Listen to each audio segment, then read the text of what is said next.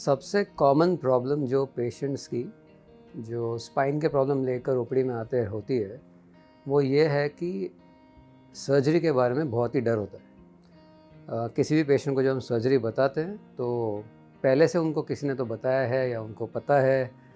Surgery करने के बाद पेशेंट या तो ठीक नहीं होते या पैरालाइज हो जाते हैं और पेशेंट इसके कारण बहुत ही डरते हैं। और उसका मेन कारण ये है कि पहले हुए ही हैं कुछ ना कुछ कॉम्प्लिकेशन स्पाइन पेशेंट्स में।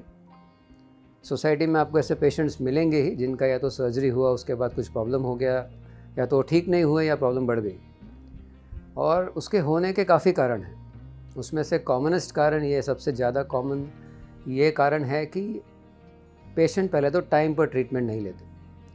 अब वो डर के कारण हो या किसी भी और कारण हो, जब तक पेशेंट डॉक्टर के पास पहुंचते हैं तब तक प्रॉब्लम काफ़ी बढ़ गई होती है। काफ़ी सारे स्पाइन के पेशेंट परमानेंटली ख़राब हो गए होते हैं। एक बार नस परमानेंटली ख़राब हो जाए तो कितनी भी अच्छी सर्जरी करने के बाद वो ठीक नहीं हो सकते। तो अगर वो टाइम पर नहीं पहुंचेंगे तो सर्जरी के रिज़ल्ट अच्छे नहीं आएंगे। उसके बाद सर्जरी के बाद उनको दर्द होता रहेगा या वो पैरालाइज ही रहेंगे, बट वो किसी को ये नहीं बताएंगे कि हम देर से डॉक्टर के पास गए थे।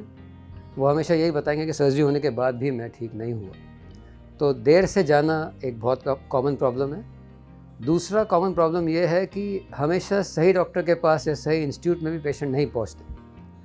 अब ऐसे काफ़ी इंस्टीट्यूट्स हैं जहाँ पर डॉक्टर्स बहुत अच्छे हैं मगर उनके पास सारे एडवांस्ड इक्विपमेंट्स नहीं हैं। तो अच्छे डॉक्टर होने के बावजूद भी वो सब कुछ सही तरीके से काम एडवांस्ड टेक्निक्स से काम नहीं कर सकते और उसमें सर्जरी में कॉम्प्लिकेशन रेट्स बढ़ जाते हैं। वैसे ही अगर आप मान लो कोई टीचिंग हॉस्पिटल में जा रहे हो, आप मेडिकल कॉलेज में जा रहे हो जहाँ अगर स्टूडेंट्स ऑपरेशन कर रहे हैं, तो ऐसे भी अस्पताल है जहाँ पर आपको पता ही है कि बहुत अच्छी क्वालिटी केयर नहीं मिलती।